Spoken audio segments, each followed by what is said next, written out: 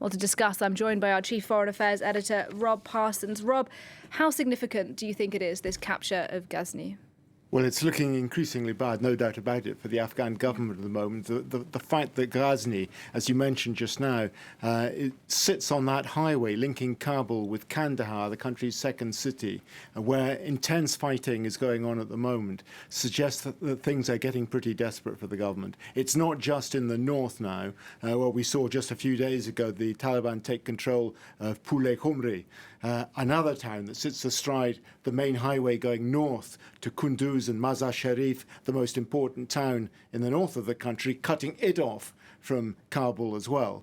So the situation looks desperate. And again, what we saw in Ghazni was that the local governor appears to have gone over to the Taliban and just walked off. It's a pattern that we've seen repeated in many towns across the country. And unless they can get a grip on it and stop it happening, the outlook looks pretty bad. Yeah, and it's worth saying that there is alarm now in Washington. There has been some suggestion there that people are concerned that the capital, Kabul, could be under threat, isolated in 30 days, and perhaps even captured in weeks after that. Yeah, the situation is unraveling much faster than anybody seems to have anticipated in Washington. As you said, military intelligence saying it could happen within 30 days, that Kabul could be surrounded, isolated from the rest of the country, and that Kabul itself could fall within 90 days. They're not saying this is a fait accompli, that it's definitely going to happen, but a number of things have to be done by the Afghan government if it is to prevent it. They have to get their armed resistance to the Taliban organised and professionally carried out. At the moment, we're seeing none of that.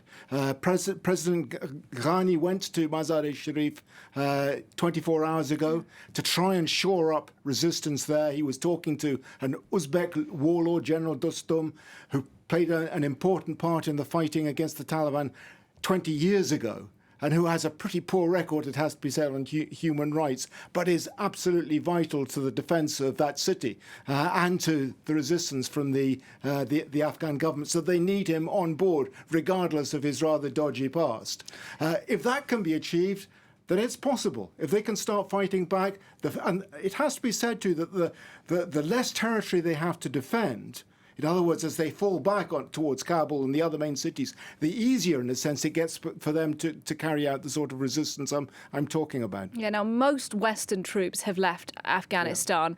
Has there been, do you think, some concern in Western circles that they acted too fast, that perhaps they shouldn't have pulled out so quickly? Well, there's no doubt about it. There is some concern in Western circles, but crucially, in Washington, there is no such concern. Or if there is concern, they're not talking about it. President Biden has made it absolutely categorically clear that as far as he's concerned, it's now up to the Afghans to do the fighting themselves. The US has been there 20 years, spent close on $1 trillion US. Thousands of people have lost their lives. Now it's the turn of the Afghans to do it for themselves. There is a lot of concern, though, about what this means if the Taliban do indeed manage to get back into Kabul.